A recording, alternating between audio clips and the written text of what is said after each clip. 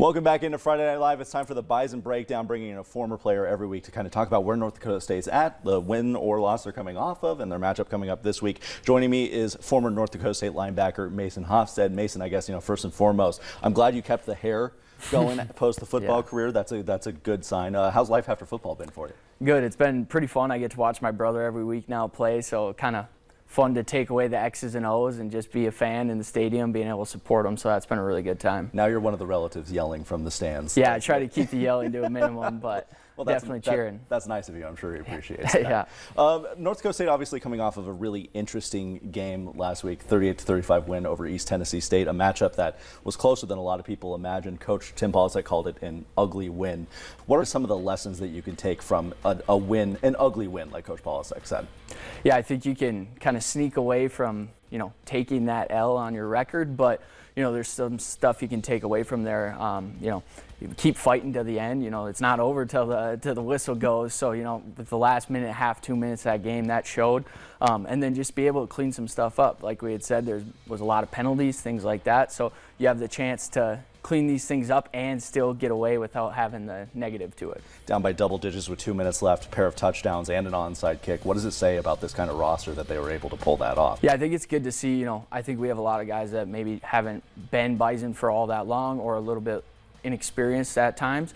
So I think it's good to show them fight and get that out of them early in the year and see that we can do that. East Tennessee gave us everything we had for those 60 minutes. So if we don't come out and play this weekend, that could be a similar story. So I think you guys got to be, preparing to play Towson this week, and then next week you can worry about next week. Yeah, and speaking of Towson, they love to throw the football. They throw it like 34 times a game or something like that. What are some of the challenges there of a team that really likes to throw the ball like Towson does? I think that comes down to just playing with your fundamentals and, getting your feet lined up and being ready to go and tackling whoever's got the ball at that time. It always seems to come down to that part, right? Yeah, I mean, it's all about fundamentals.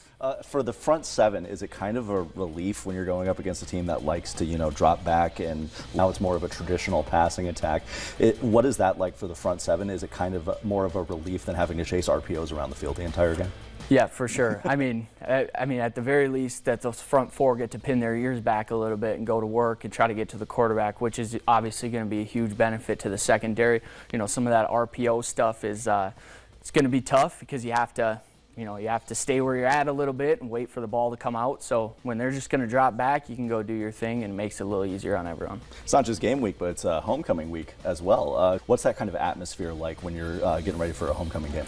Yeah, I mean, for sure there's going to be more people there. They're going to be excited. You might feel the buzz around town and around the stadium earlier than you may in a typical week. But again, I think it just is going to come back to, you got to prepare, you got to do your thing, you got to put the distractions aside and just make sure you're ready to go, because your job this week is to go beat Towson. Do you think it's important for the defense to kind of make a statement this week after what happened at East Tennessee State, or do you have to do you have to avoid being caught up in that kind of mindset when you're going into a game after the kind of performance we saw against East Tennessee? Yeah, I mean, I don't think you have to come out and rewrite anything. Just come out, do what they do. This is a good defense. We have some new names to it, but we also have some veterans. So just come up, get lined up, tackle the football carrier, and it's going to be all right. I don't think we need to reinvent the wheel. Let's just go out and play solid Bison defense, and then the result is going to be good for us. I think it was what Jake Cava said last week. Good things happen when Bison do Bison things well. Yeah. I think that's what he said. And so it all kind of seems to come back to that, right? There's a solid fundamental defense there. Yeah, line up, play hard. Don't just let the guy break one guy's tackle. Get 5 guys to the ball carrier, and I mean, that solves the tackling issue when you got 3, 4, 5 people there versus just the one. So I think it's just going to be line up and play ball and just do what we do, and we're going to be okay. That's right. Perfect. Mason, thank you very much for making some time for me. We'll see what happens when North Dakota State hosts Towson tomorrow, but for now, we'll be back with more Friday Night Live right after this.